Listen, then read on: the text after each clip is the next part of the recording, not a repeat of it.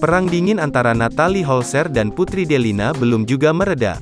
Demi menenangkan diri, Natalie Holzer sampai angkat kaki dari rumah Sule.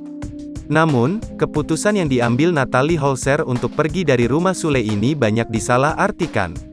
Tak memungkiri hal tersebut, Natalie Holzer memilih cuek dan menjalani apa yang dianggapnya baik.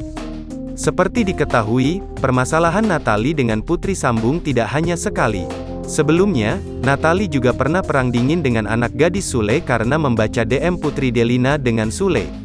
Meski demikian, Natalie mengakui bahwa pada saat itu ia memang bersalah karena terbakar api cemburu. Kini kembali terulang, Natalie yang mengakui dirinya sebagai ibu sambung memang belum cukup sempurna. Ia juga mengakui masih harus belajar lebih banyak lagi untuk memahami karakter dari masing-masing anak sambungnya. Kemudian, tengah perseteruannya dengan Putri Delina, Natalie tak memungkiri sangat membutuhkan peran suaminya, Sule. Lantas, bagaimana peran Sule saat istri dan anaknya cekcok? Diungkap lewat YouTube Podcast yang dikutip Grid.id, Senin, tanggal 4 Juli tahun 2022, mantan DJ tersebut kembali angkat bicara.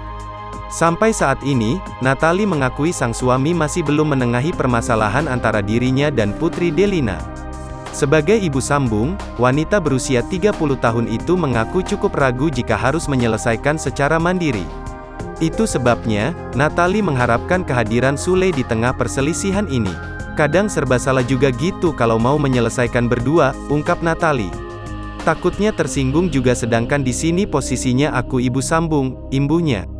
Meski demikian, Natalie juga mengakui apabila Sule memiliki beban berat sebagai kepala keluarga.